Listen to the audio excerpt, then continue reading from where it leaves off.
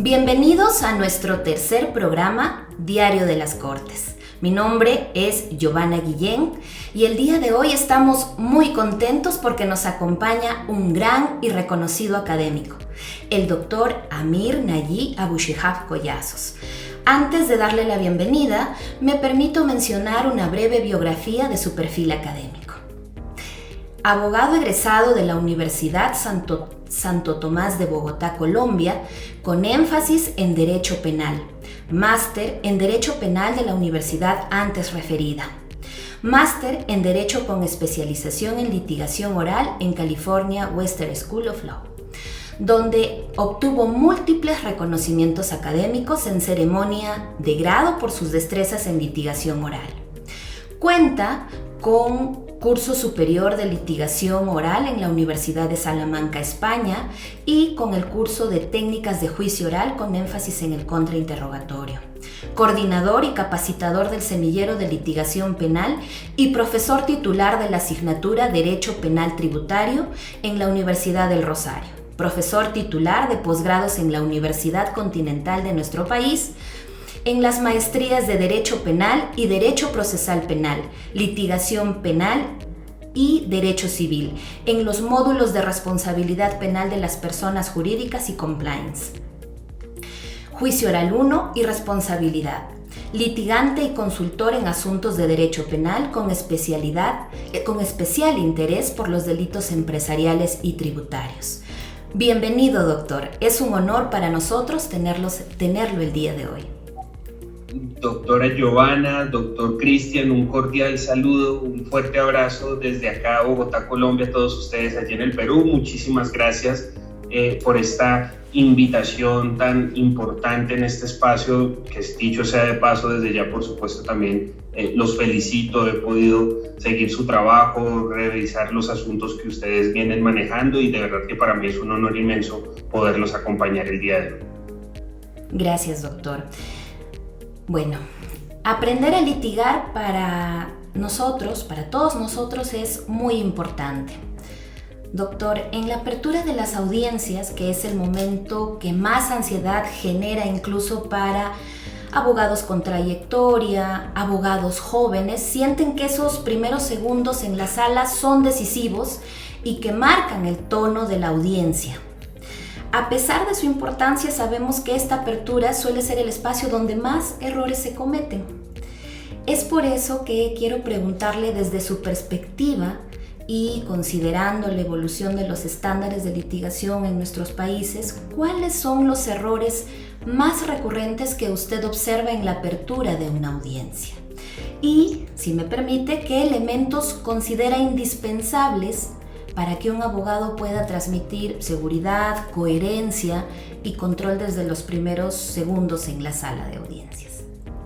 Claro que sí, doctora Giovanna. Mira, tienes toda la razón. Definitivamente el ejercicio del proceso penal bajo las lógicas, bajo las reglas del modelo acusatorio, significó un giro muy importante para el litigio penal en nuestros países a nivel latinoamericano. Los modelos reformistas del sistema penal anterior, propios de modelos inquisitoriales mixtos, pues exigían unas habilidades que claramente el modelo acusatorio resignificó y nos llevó a nosotros a un nivel superior. Esto es, habilidades, por supuesto, desde el punto de vista no solo en punto a los asuntos jurídicos, a los asuntos de derecho penal, sino ahora en un nuevo contexto frente a la importancia de las habilidades en materia de derecho procesal y especialmente de técnicas de oralidad, de comunicación asertiva, de comunicación persuasiva, que de una u otra manera generan también un componente muy importante en estos sentidos. Y claro,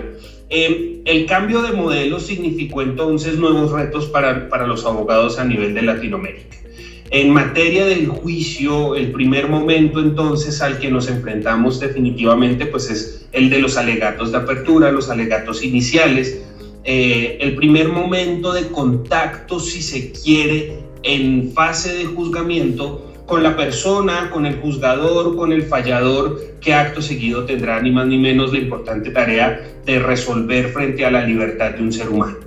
Y en punto al alegato de apertura, Sigue siendo, en Colombia, por ejemplo, llevamos ya un poco más de 20 años de implementación del sistema acusatorio y como tú muy bien lo dices, las falencias siguen siendo en gran medida un diagnóstico sobre el cual tenemos que seguir entonces preparando a nuestros abogados. Y se cometen muchos errores.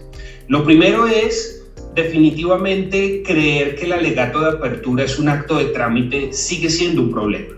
Tenemos que seguir promoviendo en nuestros abogados la importancia y la concientización frente a la comprensión en punto a, oiga, definitivamente el alegato de apertura es un espacio fundamental, es el primer momento de acercamiento con el juez, pero además es la primera oportunidad en la que eventualmente tendremos chance de influir en algo que es fundamental para todos nosotros y es ese conocimiento judicial.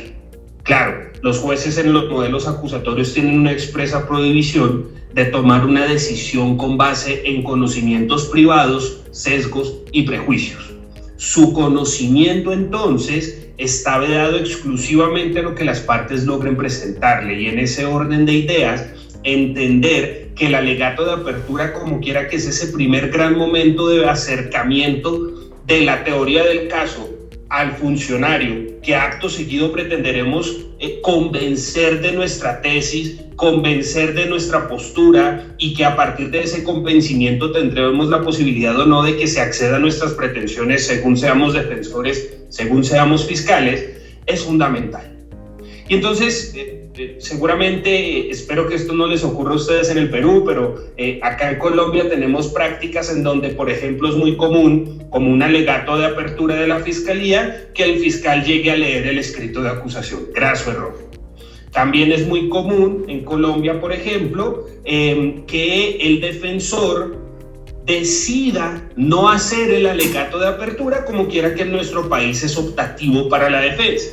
Claro, eso tiene una idea conceptual detrás y es, al final del día, tiene que ser obligatorio para la fiscalía en virtud de que es quien acusa y que, por supuesto, tiene que tener clara su teoría del caso, luego está en condiciones, entiende la ley, para postular un alegato de apertura, pero la defensa tiene esa posibilidad, de modo que, pudiendo asumir ejercicios de defensa propositiva, o incluso de defensa sembrada en la duda o de defensa pasiva, como también se le conoce por la doctrina, pues es una potestad para la defensa en todo caso su presentación. Y yo creo que sigue siendo un error que en términos generales muchos abogados defensores se acojan a esa facultad para efectos de no interponerlo bajo concepciones que yo creo son erradas y entonces se suele asumir, por ejemplo, que lo mejor es no presentar alegatos de apertura porque después yo digo algo de lo que me puedo arrepentir.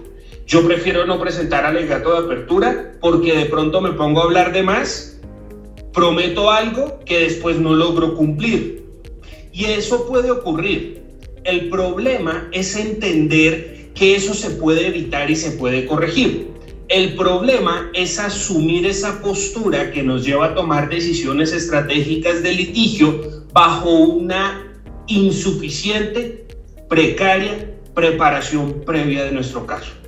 Cuando nosotros, por supuesto, previamente al escenario del juicio, y esto es fundamental seguirlo enseñando, y entonces aquí empiezan a venir las oportunidades de mejora en este propósito.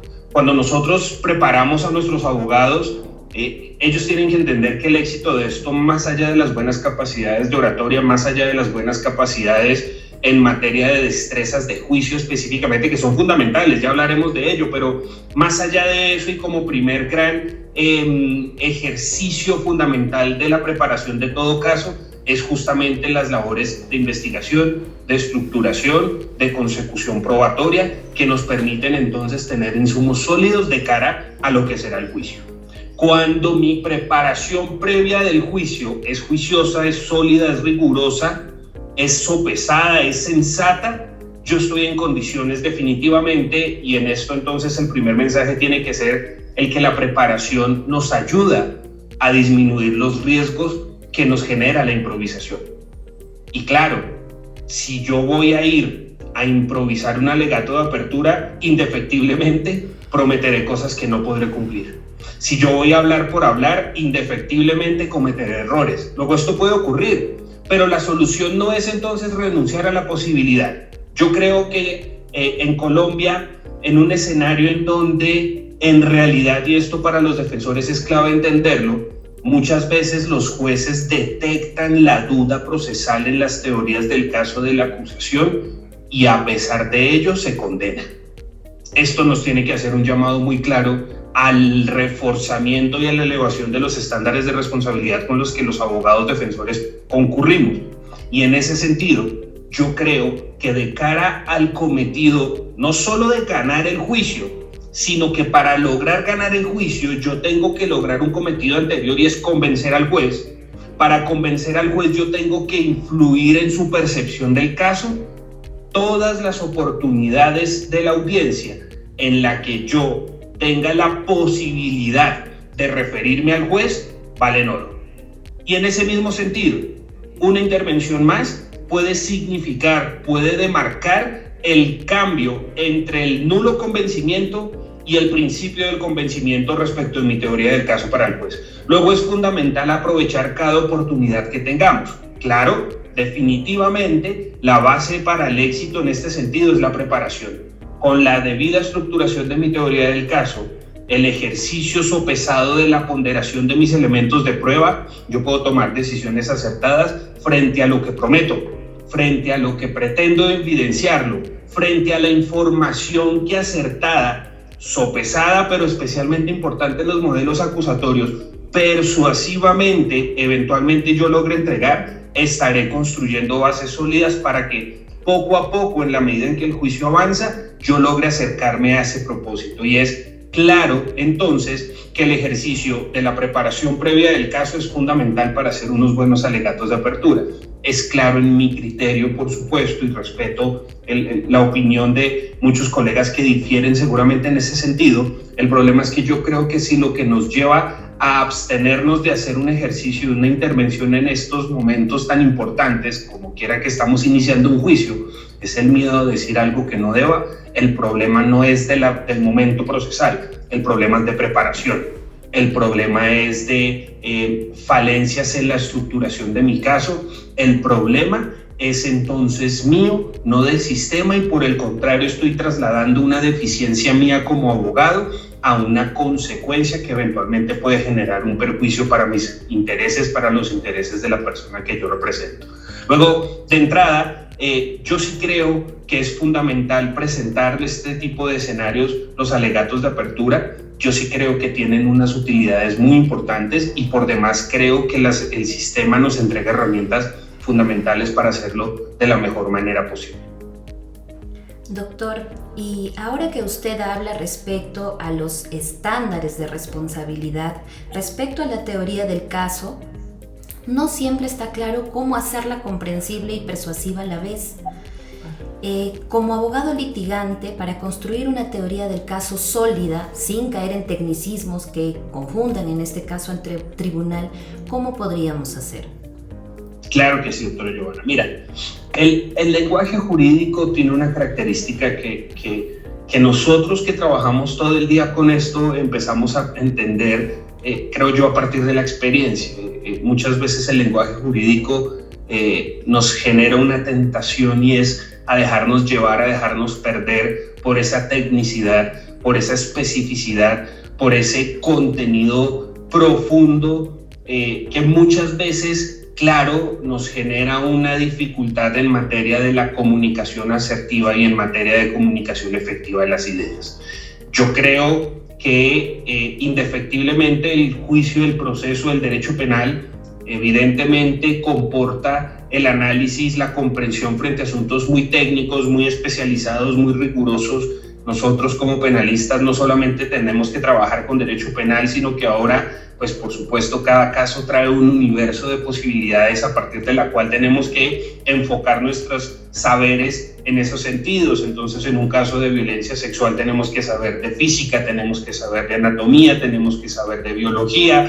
En un caso por otro lado, de contratación pública o de delitos contra la administración pública, tenemos que saber de otras áreas del derecho penal, de contratación, de derecho administrativo. En otros casos tenemos que saber o manejar asuntos de derecho penal económico, entonces tenemos que acudir a ciencias de la economía, de la contaduría, de la auditoría forense. Es decir, este ejercicio nos reta todos los días y claro, en parte es habida cuenta de que nosotros trabajamos frente a los casos que traen un universo de posibilidades de contenidos para nosotros. Indefectiblemente tendremos que abordarlo.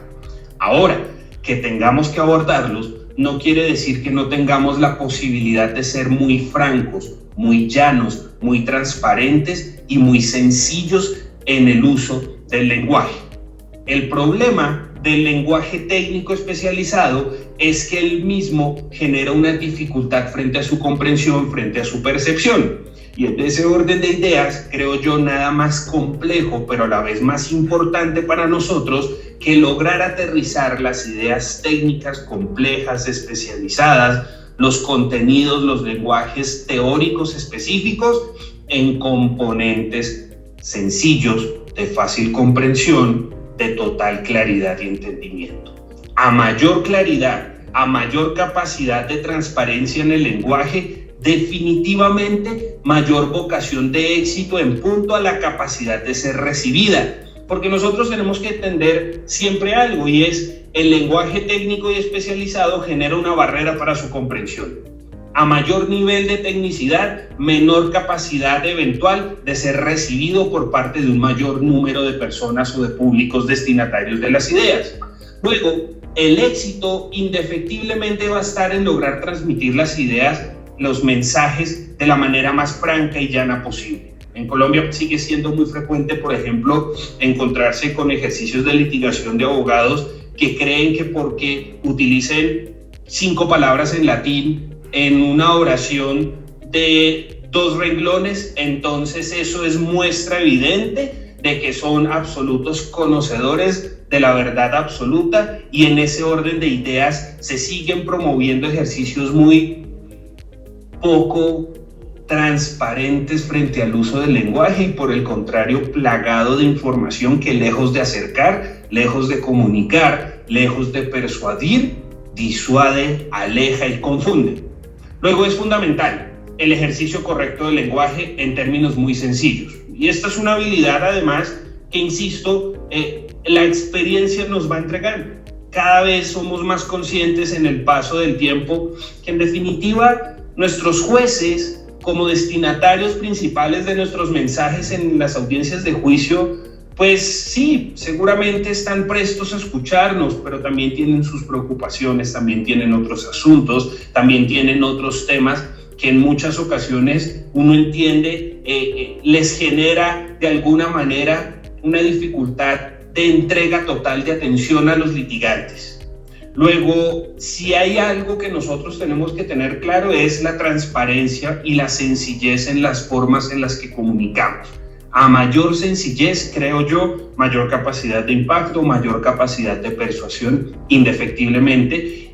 Lo que paradójicamente parecería ser muy sencillo, justamente es lo más difícil, ¿no? Por esa tentación que hay en el mundo jurídico penal, en el escenario de los abogados tan plagado de egos, tan plagado de esas falsas pretensiones de superioridad que muchas veces encarnan los abogados, en donde se suele creer erróneamente que la mejor manera de comunicar es a través de una comunicación compleja,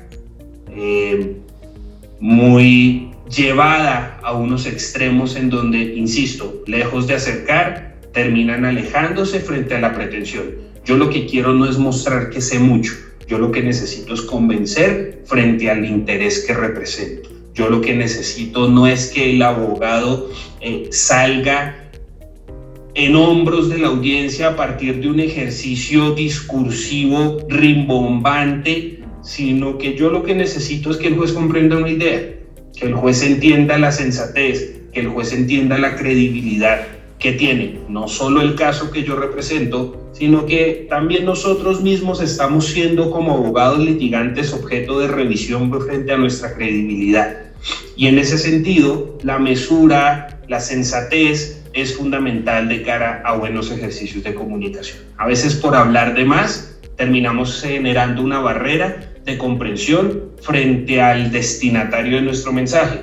Y entonces, buscando acercarnos a él, a su conocimiento, a su comprensión frente a los hechos que se debaten, terminamos alejándonos a partir de estas malas prácticas de ejercicios discursivos, pero al final del día muchas veces carentes de contenido relevante frente al caso.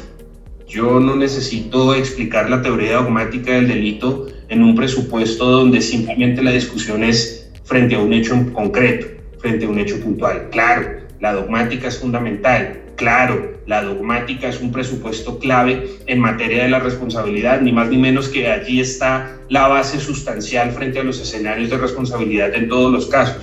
Pero muchas veces creemos que traer excesivos contenidos sustanciales técnicos o teóricos nos va a significar ganar un caso, cuando en realidad lo que debería haber es un correcto ejercicio probatorio de razonamiento frente a las pruebas y que en ese orden de ideas nos permita entonces obtener la ventaja en el caso, obtener el reconocimiento de nuestra tesis a través de buenos ejercicios de comunicación, con la medida justa de entrega de contenidos específicos, pero más allá de eso, pensando siempre en convencer, en persuadir, más no en simplemente comunicar información que pueden muchas veces alejarnos de nuestro propósito. Doctor, permítame por favor darle pase a mi socio Cristian Sánchez, quien también le realizará algunas preguntas. Es un gusto, profesor, como ya anticipábamos. Fíjese, a mí me gustaría que por favor nos cuente un poco sobre la persuasión. Aquí en Perú tenemos una experiencia, creo yo, en la que utilizamos la persuasión y la confundimos con teatralidad, con otros conceptos que no necesariamente se llena de contenido para una correcta comunicación. Me gustaría que por favor en su experiencia nos comente cuáles son esos parámetros de la persuasión, qué contenidos tiene y lógicamente los límites. ¿Cuáles serían para ustedes esos límites? Por favor. Gracias, querido doctor Cristian. Mire, usted da un punto muy importante. Yo se lo digo además con total honestidad. El otro día mi socio, el profesor Sebastián Fajardo, me decía, oiga, escuché a un abogado y lo digo con mucho respeto, creo que era un abogado peruano, decir más o menos que a los abogados había que formarlos en técnicas, en temas relacionados con asuntos de teatro, ¿no? Que la audiencia es una puesta en escena. Pero eso pasa también en Colombia y tenemos muchos que creen y que siguen pensando en esto. Tenemos muchos abogados que desafortunadamente creen que como quiera que el sistema acusatorio tiene un enfoque de persuasión importante, esa persuasión puede llevarse al extremo, de modo que la persuasión se imponga más allá del uso de la razón y del contenido fundamental que gobierna los asuntos y las discusiones penales. Y no, esto no puede ser así. Definitivamente, la persuasión sin contenido no es nada más que un simple ejercicio demagógico. La persuasión sin sustancia técnica, procesal y análisis jurídico real, sensato, insisto, es simplemente un ejercicio discursivo carente de contenido real. Y entonces yo creo que esto es fundamental ubicarlo en el siguiente escenario. Lo principal en el ejercicio del litigio bajo el modelo acusatorio no puede ser las buenas capacidades oratorias, por más que se requieren.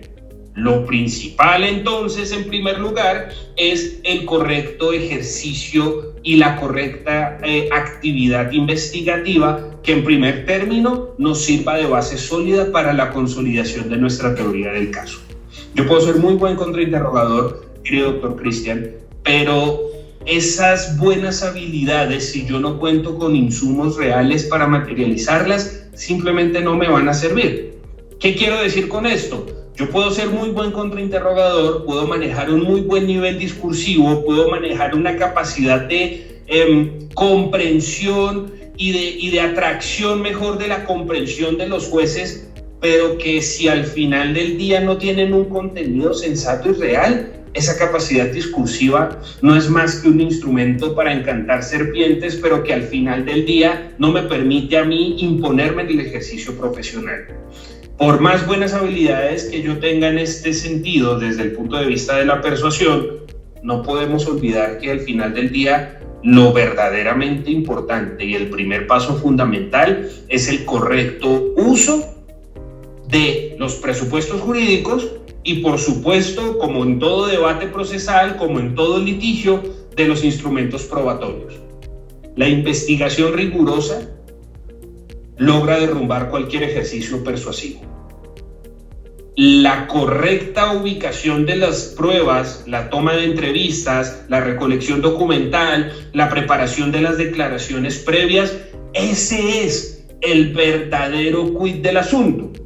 Es además muchas veces, y esto también es fundamental decirlo, es muchas veces el trabajo que la sociedad no ve, pero que los abogados detectamos cuando estamos en un juicio, simplemente porque entendemos el hilo conductor basado en el contenido probatorio y una investigación rigurosa que demuestra que lo que el abogado está preguntando no lo hace por preguntar, que los ejercicios propositivos de solicitudes de pruebas, de pretensiones documentales, de práctica probatoria y de confrontación probatoria no son meros ejercicios discursivos, sino que están sustentados verdaderamente en la esencia misma del proceso penal, en la prueba.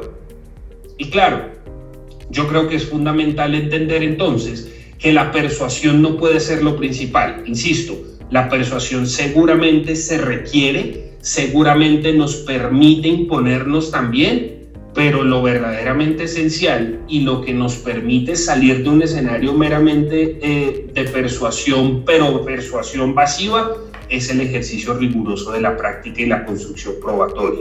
Cuando nosotros logramos sostener un caso más allá de nuestras habilidades persuasivas en virtud de la construcción probatoria y la capacidad investigativa que tengamos en esos momentos previos al juicio, en esos momentos que normalmente no salen a la luz, en ese trabajo juicioso que se requiere, que es fundamental, pero que muchas veces nos sigue costando, porque claro, la tentación que generó un problema también en el modelo acusatorio es a que los abogados crean que basta ser capaces desde el punto de vista persuasivo, lo que muchas veces genera que seamos desnudos, que estemos vacíos frente al contenido esencial del debate, que es la prueba y la investigación previa que nos permite, ahí sí eventualmente, complementar con buenos ejercicios de persuasión. ¿Qué es lo que se espera en verdad? Que el debate sea serio. La seriedad del debate no pasa por las capacidades de oratoria, no pasa por la teatralidad, no pasa por creer, por ejemplo, que persuasivamente es muy útil maltratar a los testigos. No.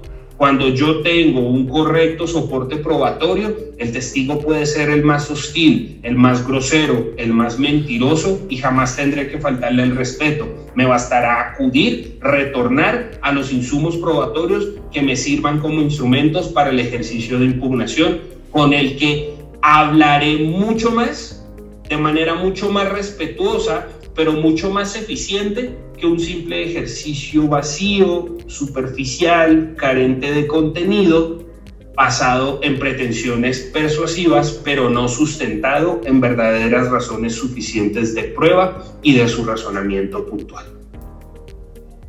Excelente. Y mire, algo que me interesaría ahora, usted nos habla muy bien de la persuasión, sin embargo, me gustaría que por favor, con su experiencia, ahora nos diga. Entiendo que el límite de la persuasión sería la razón para usted, uno de ellos. Sin embargo, cuando un caso es mediático y usted creo que ha manejado lo suficientes como para que con autoridad nos dé muchas recomendaciones al respecto, ¿cómo ponderar ese aspecto de la razonabilidad que usted preparó en ese escenario oculto, tal vez en casa, en el trabajo, en la oficina, etcétera, y que nadie ve? Pero ponderando, lo comunica a través de estos casos mediáticos. ¿Cómo manejarlos? ¿Cuáles serían los consejos para manejar estos cambios? Mira, doctor Cristian, el sistema también, el modelo acusatorio tiene características muy bonitas en ese propósito, ¿no? La idea del principio de inmediación probatoria que gobierna el modelo, que superando los escenarios mixtos inquisitoriales rompe las lógicas, por ejemplo, de la permanencia probatoria. La idea de la inmediación genera que el juez y por supuesto la audiencia, entonces entendemos que hablándole al juez también le hablamos a la sociedad, también le hablamos a la colectividad. Genera un mecanismo muy bonito, una dialéctica en donde a través del modelo pensado basado en la prueba oral, con énfasis en la testimonial entonces, a través de la dialéctica de los interrogatorios cruzados a los testigos, todo el tiempo estamos enviando mensajes, más allá de que en la práctica probatoria en teoría esté prohibido el ejercicio argumentativo. Yo no puedo alegar de conclusión, yo no puedo hacer afirmaciones frente a la prueba, yo no puedo interpretar la prueba en el momento de su práctica. Pero la técnica de litigación también nos permite, a través de la dialéctica de la formulación de los interrogantes, tanto en directos como en contraexámenes, estar constantemente enviando mensajes a nuestros destinatarios. Por supuesto, yo litigo para el juez más allá de que haya una sociedad ávida porque la decisión se emita en un sentido o en otro. Al final del día, esto dependerá de si yo logro convencer no tanto a la sociedad, porque seguramente eso será imposible, convencer a toda la sociedad al final del día. Siempre habrán personas a favor o en contra de una postura. Pero yo necesito es concentrarme en lo verdaderamente importante y yo necesito es concentrarme en convencer al juez, quien a partir de los criterios de independencia tendrá que rechazar toda la información externa, privada, pero además externa, que gobierna o que normalmente está al frente de un caso, máximo en un modelo como el acusatorio, que tiene una regla y es la publicidad. Se trata de que la sociedad pueda ser veedora, pueda ser garante frente a la forma en la que estamos resolviendo la responsabilidad penal de las personas. ¿Qué pasa? El modelo, a través de las técnicas de litigación, la postulación, por ejemplo, de la prueba a través de los testigos respectivos, el énfasis en la prueba testimonial, el énfasis en la incorporación de la evidencia documental, evidencias físicas a través de nuevo, el testigo de acreditación. Pero en materia de contradicción también están las reglas en materia de impugnación de credibilidad, los actos también que pueden ser utilizados como de refrescamiento de memoria. El proceso penal tiene entonces en esa lógica una característica fundamental y es a través de la utilización de esas herramientas de investigación, yo logro enviar mensajes, insisto, más allá de que yo no pueda argumentar. Como con una pregunta correcta en un sentido específico, más allá de que yo no esté explicándole o argumentando de manera expresa en esos términos puntuales al juez, el juez está entendiendo hacia dónde voy.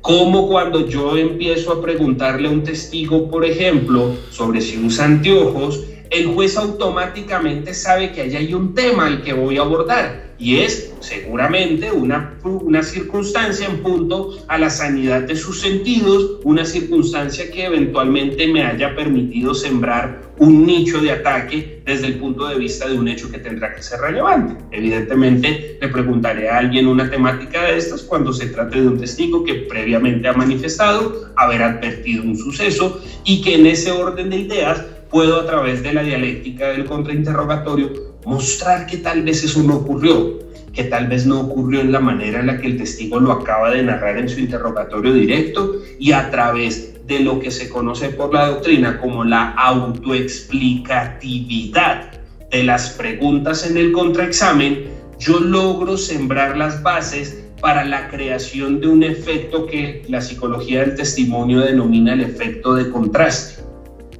La técnica del contrainterrogatorio es tan persuasiva porque a través de que yo primero siento las bases del hecho que acto seguido voy a impugnar y luego lo impugno, que es el proceso tradicional, el proceso mínimo básico para impugnar credibilidad, confirmo el hecho que acaba de manifestar el testigo, que considere susceptible de ser impugnado y acto seguido con el insumo objetivo, producto de esa investigación que la gente no vio, pero que en el juicio cobra valor tremendo, logro generar ese contraste. Logro mostrarle al juez, narrarle un cuento, presentar una idea en donde la persona que acaba de declarar afirmando A, en realidad no puede afirmar A. En donde la persona que acaba de decir que estaba diciendo la verdad, estoy demostrando que está diciendo la mentira. En donde la persona que dijo haber visto correctamente, estoy demostrando antes había dicho no ver correctamente. Ese contraste, querido doctor Cristian, no es más que una de las distintas formas que el sistema establece frente a la posibilidad de persuasión. Pero insisto, esa capacidad persuasiva, producto de ese efecto contraste que me genera el escenario del juicio, pues la puedo capitalizar, no porque yo sea buen orador o gran persona con capacidades de persuasión, sino porque yo logré generar eso a partir del insumo previo de investigación. Eso es superar el ejercicio elocuente de la persuasión vacía y entender que la persuasión sigue la suerte de lo principal, que la persuasión es subsidiario si se quiere, pero que lo verdaderamente principal es, insisto, el ejercicio riguroso e investigativo. Y no hay nada más difícil que investigar. Yo todos los días como defensor me enfrento a fiscales y claro, y uno se saca chispas, en el buen sentido de la palabra, uno cumple el rol siempre tratando de guardar el máximo decoro, el máximo respeto. Tengo muchísimos amigos fiscales a quienes respeto, profesores, alumnos. Yo sé que el rol es difícil. También entiendo que tiene que ser difícil porque es el precio que como democracia un Estado tiene que asumir en virtud de preservar la presunción de inocencia y las garantías de todos los ciudadanos. Luego tendría que ser difícil que una persona sea condenada. Por ende hay que exigirle a los fiscales. Yo entiendo que es difícil investigar. Entiendo que para un fiscal es muy complejo porque en realidad los fiscales, hay que decirlo, parten de la nada. Uno, mal que bien, como defensor cuenta con un insumo de información muy importante, su cliente, que ojo, muchas veces también nos mienten a los abogados, a sus defensores, pero no es fácil construir un caso de la nada. Luego yo entiendo la dificultad de investigar y también entiendo muy fuertemente lo que eso genera para los defensores. La tentación de creer que como impera el principio de presunción de inocencia y que para condenar se requiere prueba más allá de toda duda, genera que muchos abogados asuman posturas en donde se optan decisiones estratégicas de litigio con cero rigor investigativo para la defensa, que es un problema, que no puede ser y que yo insisto, tiene que seguir fomentándose a partir de la importancia de complementar la actividad investigativa con ejercicios de comunicación persuasiva y no al revés. Lo principal, insisto, la investigación, el medio probatorio, a partir de ese construyo mis ejercicios de debate y de discurso, si se quiere de alguna manera, pero nunca bajo contenidos nulos, vacíos o carentes de sentido basado en la prueba. Fundamental el ejercicio probatorio, entonces, querido doctor Cristian, que insisto, es en el juicio cuando esto sale a la luz. En el juicio, los que de alguna forma estamos habituados y podemos, a través del ejercicio de nuestro rol, ver distintas audiencias, cuando conocemos en realidad todo lo que hay detrás, uno como abogado puede entender cuando el litigante está haciendo un ejercicio simplemente especulativo, simplemente discursivo, pero que en realidad no hay nada de fondo sensato atrás, y cuando en realidad los ejercicios discursivos son la consecuencia de un correcto ejercicio de investigación, de un correcto ejercicio probatorio. Nosotros nos damos cuenta. Y eso, en realidad, yo creo que es fundamental seguirlo promoviendo, porque además yo creo que esto está generando un problema muy grave para quienes intentamos hacer las cosas muy bien, con este rigor, y es como quiera que el promedio común es la mediocridad, el promedio común es la ausencia de ejercicios rigurosos de investigación, para la sociedad los estándares de lo que es un buen abogado suelen bajarse. Y para la sociedad muchas veces el abogado que habla mejor o que se tira un discurso sonoro, bonito, es el abogado juicioso al que se busca. Y nosotros en el medio sabemos que lo primero no es, que el ejercicio argumentativo no es garantía de rigurosidad, que el ejercicio persuasivo no es garantía de construcción sólida de un caso, de investigación, de contenido profundo. Y yo creo que desafortunadamente esos estándares se desajustan en la sociedad. No en vano, muchas veces los abogados conocidos son los que más se buscan, pero no necesariamente son los más rigurosos y los que deberían buscarse para cierto tipo de casos. Entonces yo creo que en realidad el verdadero valor tiene que estar en esto, en la capacidad investigativa, en la capacidad de construcción, en la capacidad de trabajo duro. A los abogados muchas veces cuando son o empiezan a ser tan conocidos, muchas veces empiezan a generar problemas frente a la calidad en la que manejan sus casos. Y uno tiene que mantener ese equilibrio siempre. No nos digamos mentiras, como seres humanos tenemos una capacidad de trabajo limitada. Y si yo recibo 200 casos, definitivamente no les voy a entregar el mismo nivel de calidad que si tengo solo 2 o 3 casos.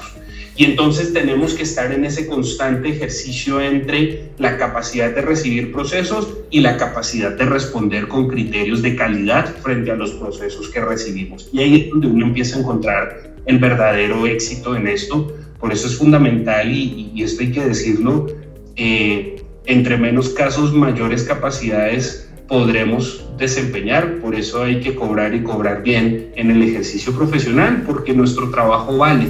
Nuestro trabajo cuesta, y porque nosotros tenemos que asumir todos los casos que recibimos con la misma calidad, con la misma responsabilidad, lo que implica de verdad un trabajo duro detrás de esos, insisto, muchas veces ejercicios discursivos carentes de contenido real. Claro, profesor, y algo que, y con esta intervención yo cedo la palabra a Yoli. Fíjese que el tema técnico que usted nos narraba y la comunicación sencilla, clara, de alguna manera tiene un encontronazo con las nuevas tecnologías. Tiene una forma de comunicación que probablemente para abogados como nosotros sea muy difícil, no necesariamente de presentarla, peor aún de confrontarla.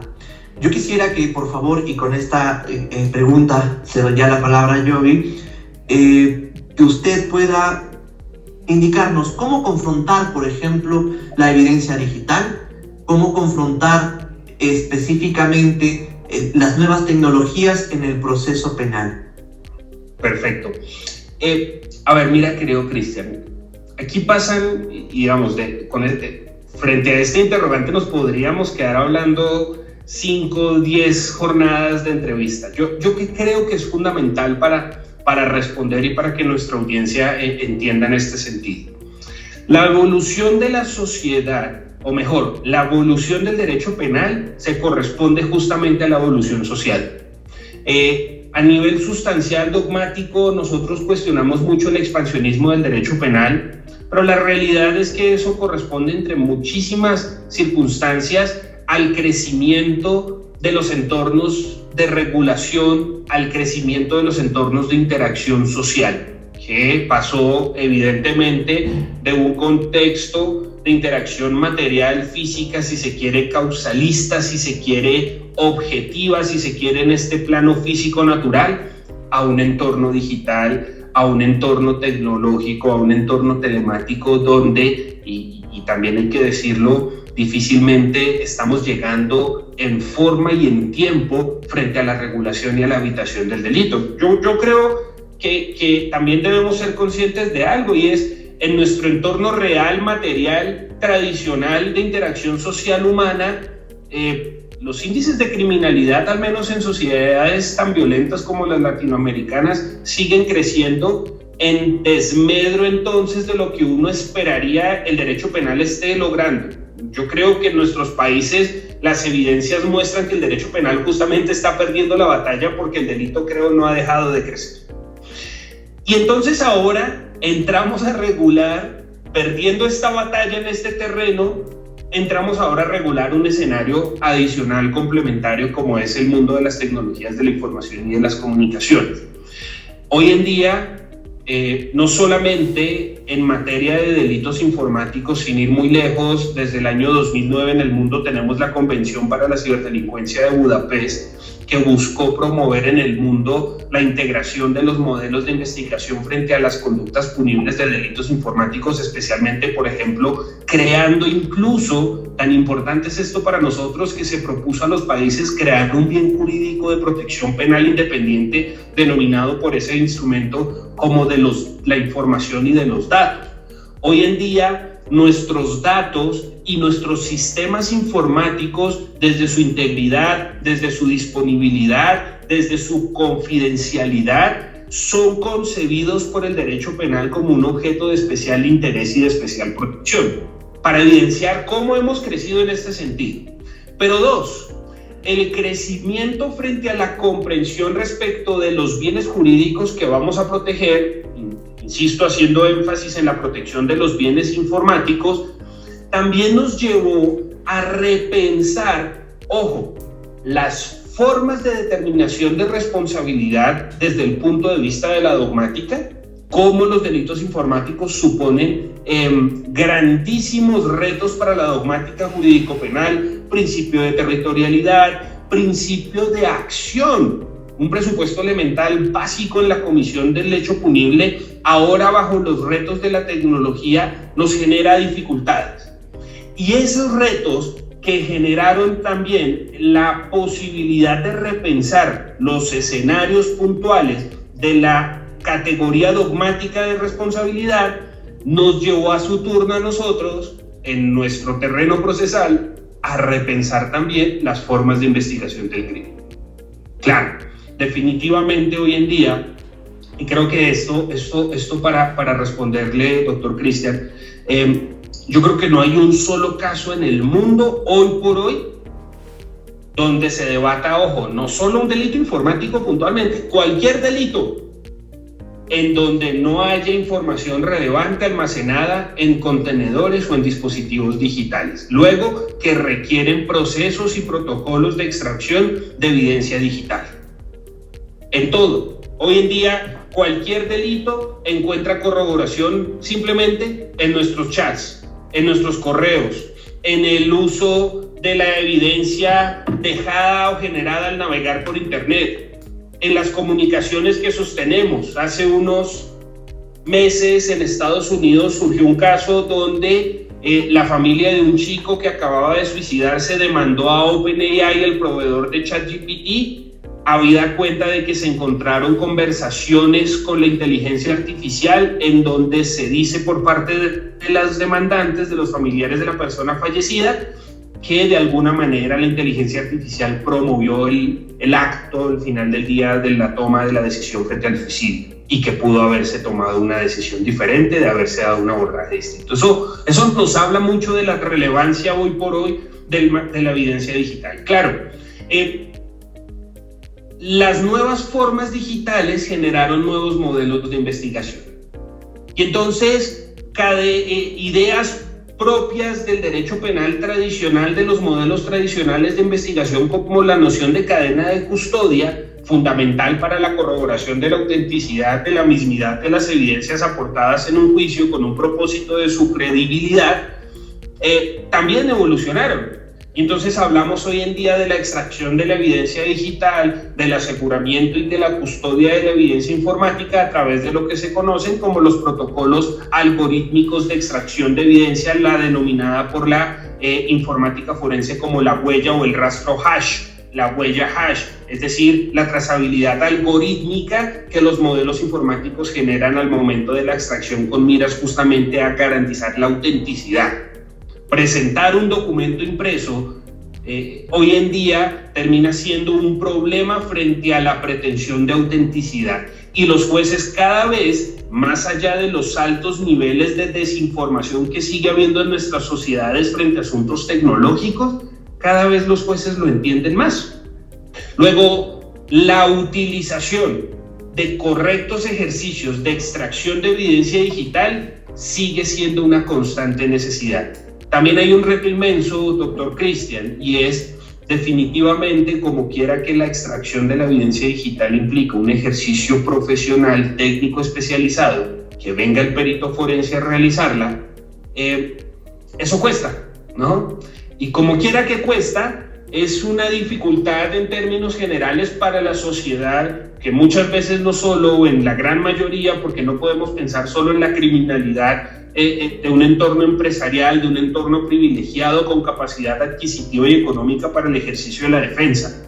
La realidad es que ese es un porcentaje muy mínimo frente al colectivo de nuestras realidades latinoamericanas, donde el 80 al 90% de los ciudadanos no tienen recursos para asumir una defensa.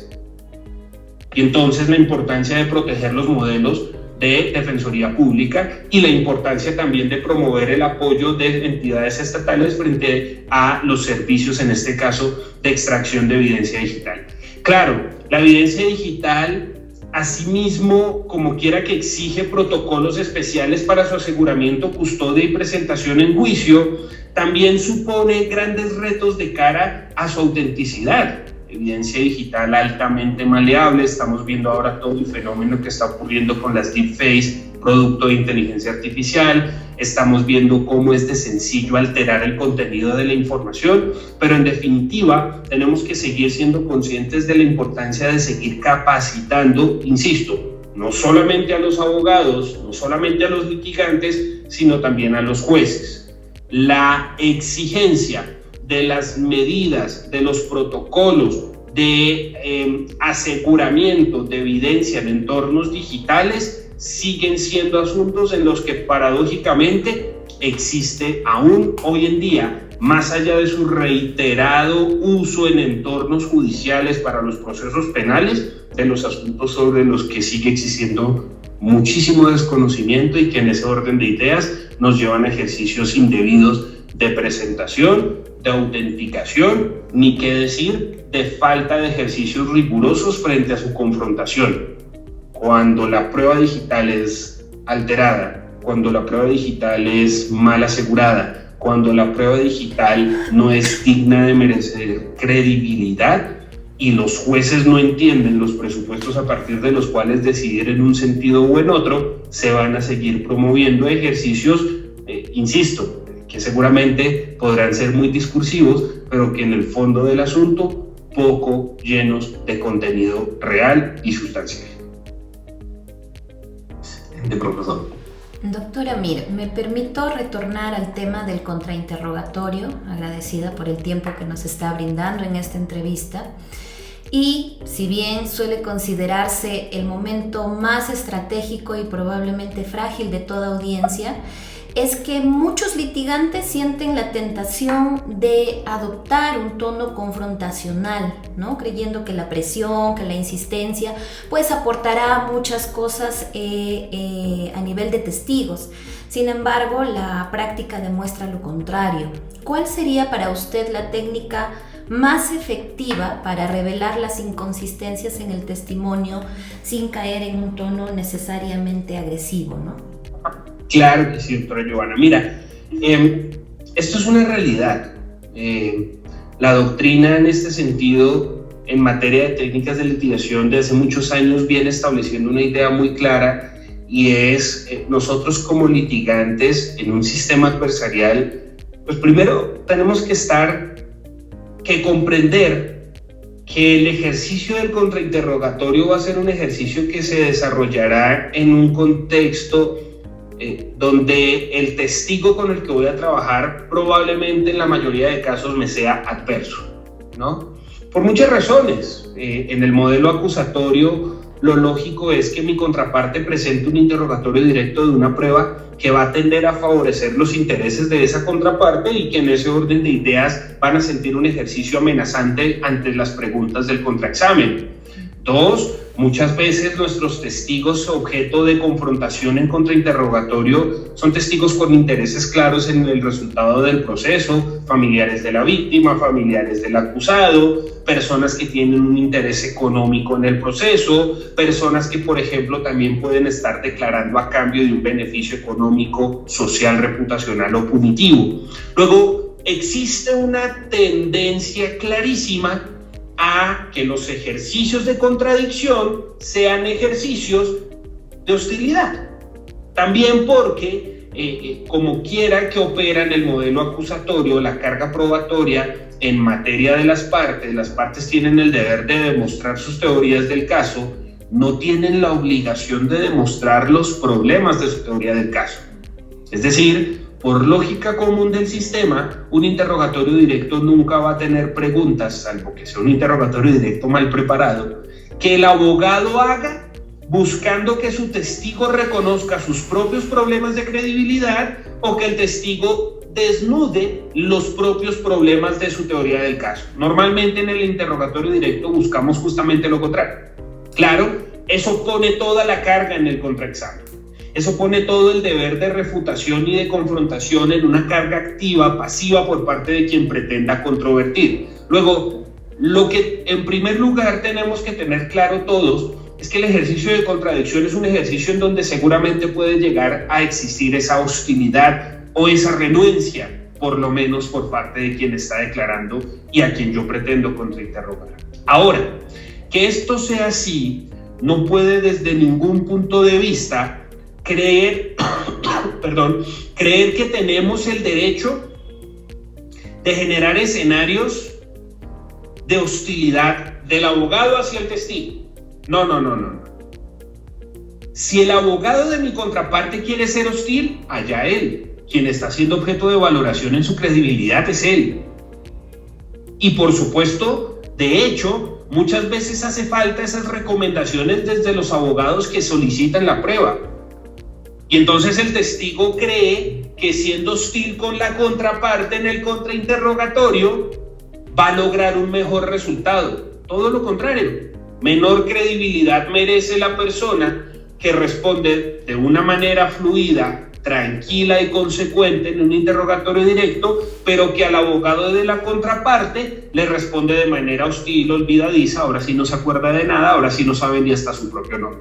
Eso es un problema frente a la fiabilidad y a la credibilidad de cara a la valoración judicial. Y cuando nosotros abordamos la presentación del testigo en el directo, yo creo que es supremamente legítimo en un contexto de familiarización explicarle a los testigos que tienen que responder en el mismo tono, con la misma tranquilidad, con la misma verdad, tanto en directo como en contrainterrogatorio. ¿Listo? Como primera herramienta. Dos, definitivamente nos vamos a ver abocados a estos ejercicios en donde muchas veces nos enfrentamos a testigos hostiles. Insisto, la hostilidad del testigo no puede permitir que a nosotros se nos lleve a ese mismo terreno, no solo de hostilidad, sino que a su turno esa hostilidad se traduce en una falta de respeto para un entorno con decoro, para un entorno donde debe existir las máximas muestras de prudencia, de decoro profesional y de respeto frente a la administración de justicia. Cuando nosotros caemos en confrontaciones personales con los testigos, deshonramos a la administración de justicia y somos nosotros los que estamos formados para preservar esa administración de justicia. La simple utilización de esas mismas maneras hostiles, groseras y irrespetuosas, más allá de que yo no estoy insultando a un juez, estoy insultando a un testigo, sí, pero lo estoy insultando delante de un juez que merece todo respeto, con una sociedad que es veedora de un contexto riguroso, de un contexto institucional. Esto no es una plaza de mercado como para que nosotros tengamos que generar un debate irrespetuoso, grosero, en donde perdemos todo foco de decoro, de rigurosidad frente al asunto. Por eso la doctrina muchas veces enseña, de hace mucho tiempo se viene hablando de la importancia de entender que las discusiones no son con los testigos, Uno como abogado no pelea con un testigo, uno confronta respetuosamente frente a las ideas, frente al relato, frente al fondo del asunto. Luego, lo primero es, yo necesito tener esa capacidad, esa prudencia de no dejarme llevar, que como seres humanos, pues también hay que decirlo, esto nos cuesta. Yo todos los días en clase reitero, con los testigos no se pelea, pero como seres humanos muchas veces volvemos a caer en el error. Por muchas razones, nos apasiona lo que hacemos, nos frustra la mentira, nos frustra el descaro de testigos que llegan a decir mentiras. En Colombia es muy común, en Colombia el desapego frente a la institucionalidad y por ende la proclividad de las personas de llegar a decir mentiras sabiendo incluso de las consecuencias penales que eso significa es muy alto. Tenemos desde lo personal, insisto, en primer lugar, que tener esa tranquilidad, que seguir trabajando en ese sentido, entender en segundo lugar que la hostilidad en el testigo es objeto de valoración y genera una consecuencia negativa para ese testigo frente a su credibilidad. En tercer lugar, entender que la grosería y la hostilidad del abogado genera también una consecuencia negativa frente a la credibilidad mía como profesional. No solo no lo debo hacer, sino que me genera también un riesgo, un daño en mi imagen, un daño en el manejo en el que yo hago de la audiencia, en el que yo genero, y que también todos los días nosotros trabajamos por cultivar un prestigio, por cultivar un buen nombre, por cultivar altos estándares de litigación respetuosos. Y tres, al final del día, las discusiones y las confrontaciones personales con los testigos se vuelven innecesarias. Insisto y retorno, cuando nosotros contamos con insumos objetivos serios para impugnar credibilidad. Y entonces la importancia, una vez más, de los actos de investigación como el insumo fundamental. Mira, el testigo puede decir 10 veces que vio un hecho en el interrogatorio directo, pero yo tengo la declaración previa que dio el día siguiente al relato, donde dijo que no lo vio. Claro. Aquí hay un problema, doctora Giovanna. Muchas veces los entornos de confrontación personal entre el abogado y el testigo son la consecuencia de una indebida preparación del contrainterrogatorio. Cuando yo, por ejemplo, le pido una explicación al testigo, el testigo me la va a dar. El problema es que la respuesta a la explicación no me gusta. Oiga, ¿usted por qué dice que vio al testigo? Que vio al acusado, nos va a explicar el por qué. El problema es que la pregunta es incorrecta, porque uno entiende que en un contrainterrogatorio yo puedo hacer preguntas abiertas. Lo que es más recomendable es que mis preguntas sean cerradas, asertivas, altamente sugestivas, porque la sugestividad me permite a mí tener control. Si yo le pido una explicación al testigo que por lógica común es adverso a mis intereses, normalmente en el 90% de los casos me va a entregar una respuesta adversa a mis intereses. Luego, los escenarios de confrontación personal muchas veces son, insisto, la consecuencia de la mala estructuración de las líneas de contraexamen, de la mala reflexión previa frente a las consecuencias de las preguntas. Muchas veces los abogados piensan la pregunta que van a hacer, pero jamás reflexionan sobre las opciones de respuesta que pueden tener. Cuando reducimos al máximo los márgenes de discusión entre el testigo y el abogado, logramos sustraer, más allá de su hostilidad, usted puede estar muy bravo, puede que no le guste lo que yo le estoy preguntando, pero es su deber responder. Y los jueces están allí para verlo, para exigirlo, para garantizarlo. Si yo le hago una pregunta de sí o no, el testigo no puede contestarme con un por qué. Si yo le pido al testigo que me afirme o que me niegue, el testigo no tiene lugar a darme una apreciación. Muchas veces los entornos de confrontación se generan ante esa hostilidad, pero esa hostilidad se puede evitar, se puede controlar, insisto, a través de la reflexión sobre la pregunta y las consecuencias de la pregunta. Cuando selecciono correctamente la pregunta que realizo, logro disminuir cualquier margen de discusión. porque por más hostil que sea el testigo, me tiene que responder en la forma en la que yo le pregunto.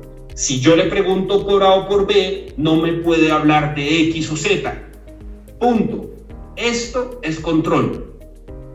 Esto es mantener al testigo en el terreno en donde yo necesito estar. Esto es entender, porque además esto es lo bonito del sistema, resulta que el testigo ya dijo lo que había en tubo en el directo. La posibilidad de realizar preguntas sugestivas en el contraexamen son la consecuencia de entender que en el directo no se pueden hacer porque la sugestividad puede alterar ¿qué? Su espontaneidad. No. Yo no le hago preguntas sugestivas en el directo porque él tiene que responder conforme a lo que le conste, libre y espontáneamente. Sugerir una respuesta implica afectar de alguna manera a su espontaneidad, válido, pero en el contrainterrogatorio la cuestión es diferente, porque ya el testigo narró lo que había en tubo, ahora es mi momento para ¿qué? Depurar el alcance de eso que acaba de decir. Luego en el contrainterrogatorio, primero, nosotros no vamos a hacer preguntas con un propósito de investigar. Ojo, no es que yo tenga, como muchos manuales dicen erróneamente, que uno no hace una pregunta cuya respuesta no conozca. Eso es ridículo, pero además eso no tiene sentido en la realidad de las cosas. Evidentemente no se trata de saber siempre lo que el testigo va a responder, porque en definitiva uno nunca sabe qué van a decir. Siempre puede haber una razón por la que el testigo llega a declarar en un sentido o en otro. A veces el testigo que creemos va a ser el más hostil termina no siendo tan hostil y responde con la verdad. A veces simplemente llegan y uno previamente preparó unas líneas que razonablemente iban a ser abordadas, que en definitiva no se requieren porque el testigo no llegó hasta allá. No se trata de eso. Se trata sí de entender que los ejercicios de confrontación, que el contrainterrogatorio no es un espacio en donde yo pueda ceder mi control para que el testigo haga y deshaga. El control, y esto es lo que materializa la cláusula del debido proceso, que se le entrega a los abogados para garantizar la confrontación, para garantizar la contradicción de la prueba, es el uso y la posibilidad del uso de las preguntas sugestivas como mecanismo para asegurar el control. Esto hay que saber hacerlo, ¿no? Por supuesto, esto se practica. Por supuesto, esto se reitera. Ojo, muchas veces se cree que el ejercicio del contrainterrogatorio es un ejercicio reservado para los mejores oradores, para las personas más hábiles. No, esto está al alcance de todos. Esto se democratizó hace muchos años. Tan es así que todos podemos adquirir la habilidad. Definitivamente, esta habilidad no es como una habilidad frente a la comprensión de un contenido sustancial, que seguramente yo puedo adquirir leyendo el texto en donde se explica el alcance del contenido. Esto requiere un paso adicional y es la práctica. La reiteración, el ensayo y el error generan la comprensión de la técnica y nos entrega la herramienta para poder entregar nosotros, a su vez, mejores ejercicios de confrontación. Definitivamente hay un problema, ¿no? Y es, mal haríamos los abogados aprender y practicar a costillas de la libertad de nuestros clientes, ¿no? Ningún cliente quiere que nosotros aprendamos en su caso, esperan que lleguemos a su caso debidamente aprendido. Por eso es clave, y desde ya también se los reitero, los felicito, porque los ejercicios académicos de formación que son los que ustedes promueven desde este espacio son fundamentales para que en ambientes controlados, donde no exista el riesgo frente a la libertad de las personas, los abogados podamos seguir preparándonos y mejorando nuestras técnicas. Por eso la importancia de los cursos con énfasis en la práctica procesal, con énfasis en la simulación de audiencias. Por eso en Colombia, desde la Universidad del Rosario, desde otras áreas o instituciones, seguimos trabajando en la importancia de entregar a los estudiantes futuros abogados, antes de que se gradúen, estas herramientas, estos contenidos, estos escenarios, para que a través de la práctica puedan perfeccionar la técnica y que con la práctica y el perfeccionamiento de la técnica logremos tener ejercicios mucho más rigurosos frente a la confrontación de la prueba testimonial, que nos permitan entonces, basado en una buena aplicación de la técnica y en la práctica,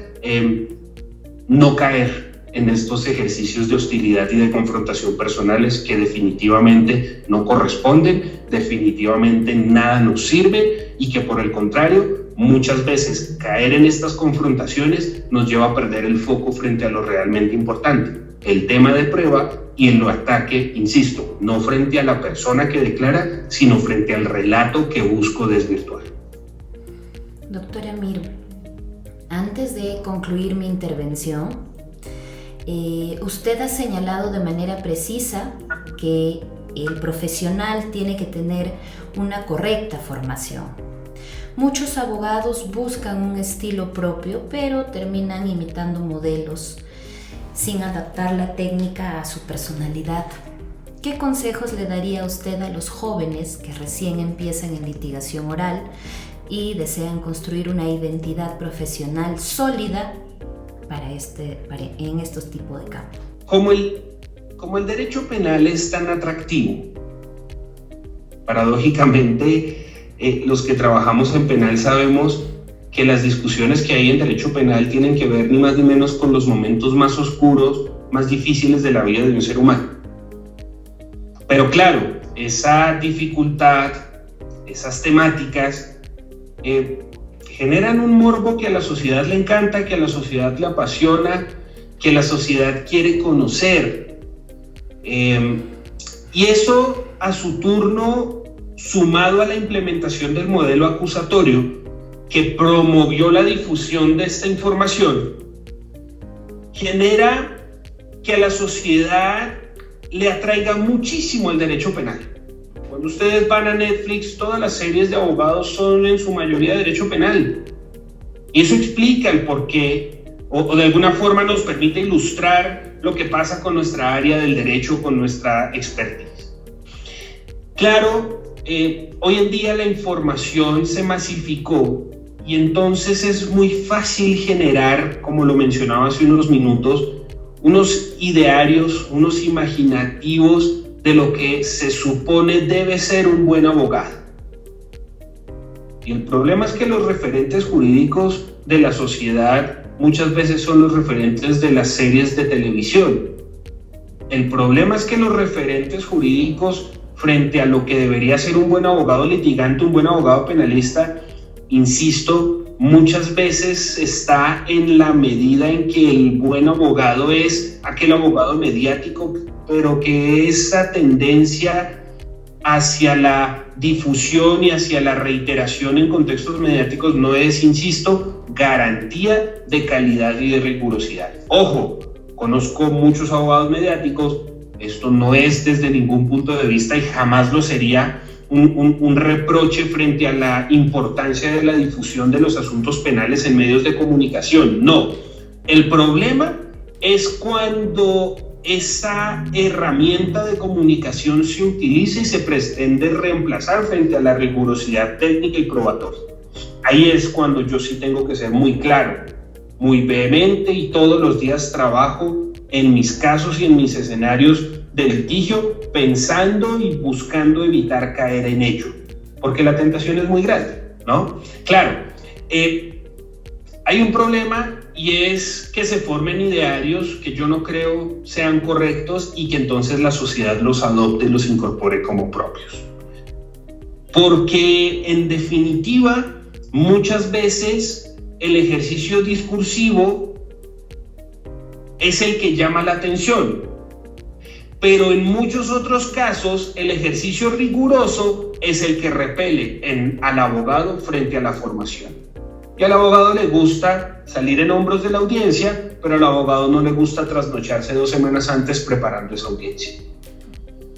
Y esto es fundamental, porque claro, como seres humanos, también como abogados, lidiamos con nuestros problemas normales. Todos somos esposos, esposas, al abogado también tiene amigos, tiene reuniones familiares, tenemos compromisos personales, queremos ir a jugar fútbol, pero entonces nos toca quedarnos a leer una entrevista para la declaración del día siguiente, queremos ir a cenar con nuestro esposo, con nuestra esposa, pero no podemos hacerlo porque tenemos que trabajar y preparar el documento que tengo que radicar al día siguiente. La realidad es que nosotros, Primero, escogimos el mundo jurídico como estilo de vida, pudiendo, lo digo con mucho respeto, ganarnos la vida de otra manera en donde seguramente las exigencias de tiempo podrían ser menores, la presión podría ser menor. Pero dentro de todo lo que hay en el derecho, además escogimos el derecho penal.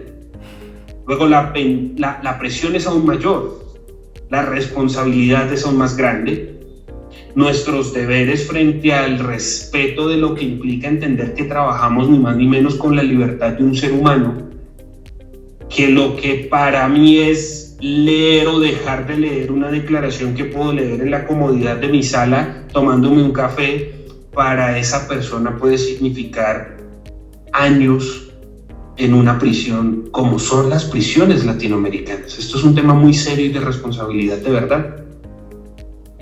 Yo no sé cómo hay abogados que duermen tranquilos sabiendo que no están preparando las audiencias que tienen que ir a sustentar y de las que depende la libertad de un ser humano.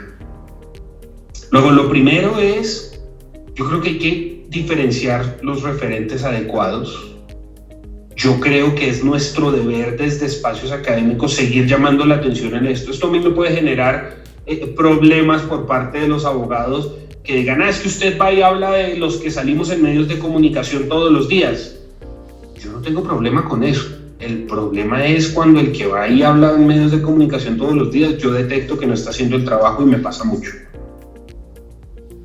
Y yo creo que eso tiene que combatirse y que eso tiene que seguirse difundiendo para que no ocurra, porque la responsabilidad que tenemos es muy grande. 2, la sociedad tiene que entender que más allá de lo persuasivo, que este es el problema del sistema acusatorio, es una de las consecuencias nocivas de alguna manera. Lo realmente importante, insisto, no puede ser la capacidad discursiva y oratoria, sino, insisto, el trabajo serio, juicioso y riguroso. Y eso los clientes lo saben, lo aprecian, lo valoran. Los fiscales, nuestras contrapartes, lo ven. Los jueces lo conocen, lo entienden, lo perciben. Y eso marca diferencia, marca mucha diferencia. Se nota muchísimo el abogado que tiene un simple discurso carente de contenido que el abogado que es serio, juicioso y riguroso.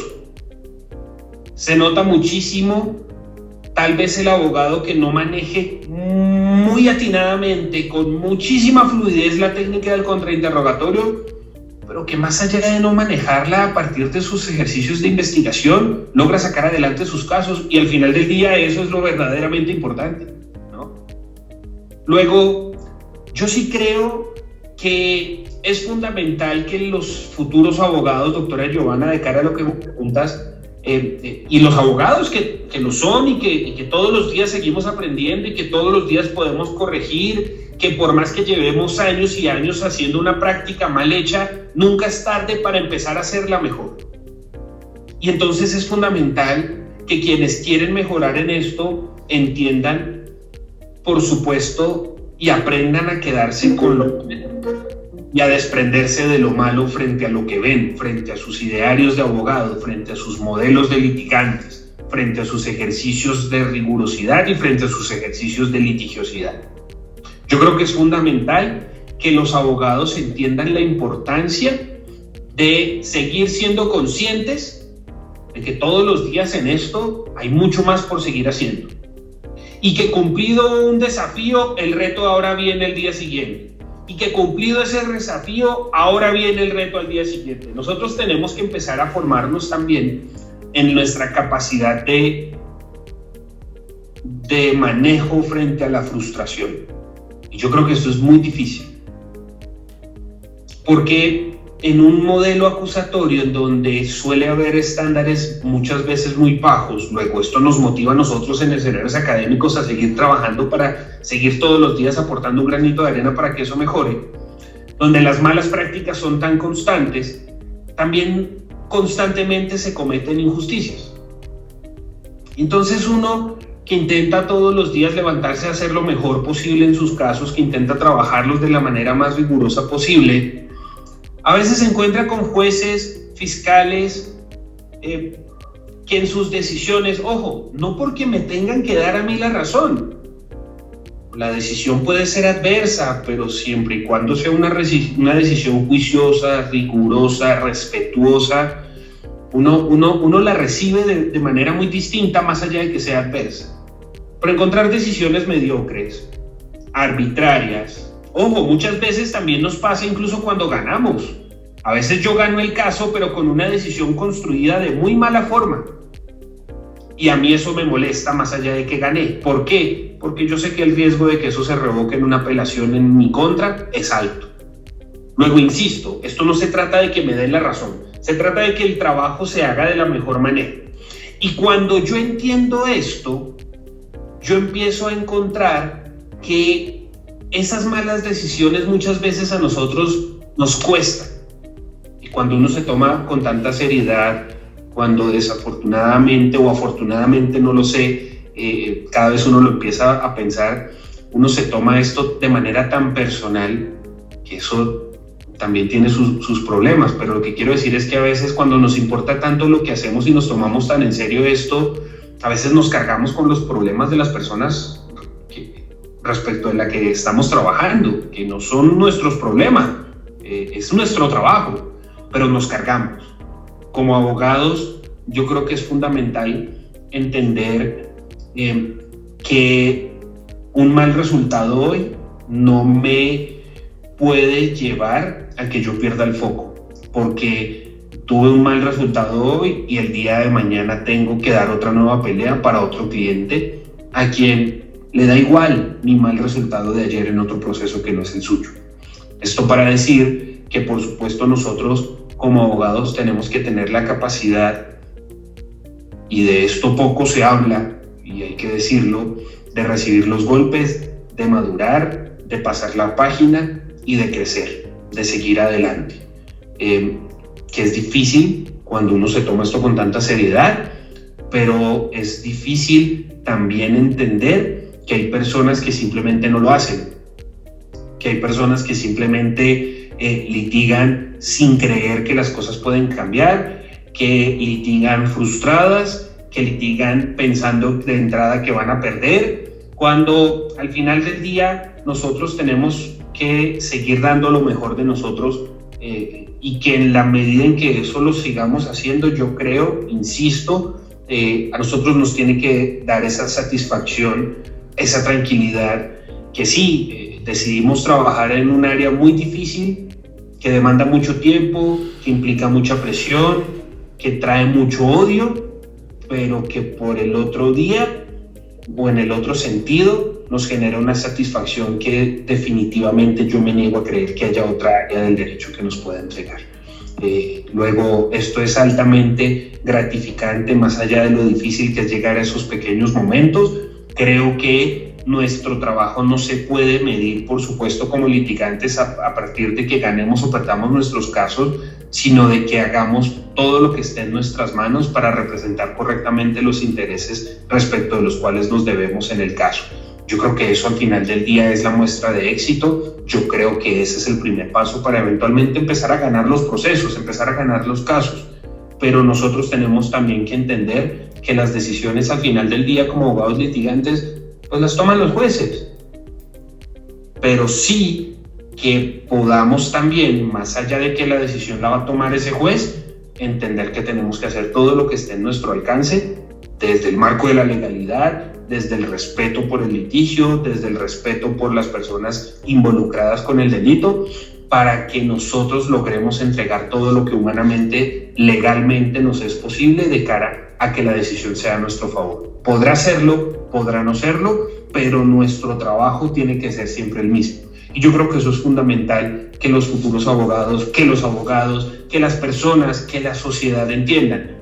Muchas veces en Colombia seguimos teniendo problemas muy fuertes en materia de estigmatización de nuestro trabajo, donde se confunde el abogado con el cliente y en donde se cree que por ser abogado en ciertos casos, en ciertas causas, la sociedad tiene derecho de afectar en nuestra honra, de afectarnos en nuestro honor, de atacar a nuestras familias, de atacar a nosotros más allá de nuestro ejercicio profesional.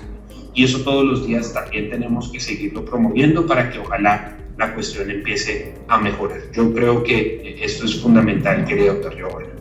Gracias, doctor. Cedo la palabra a Cristian.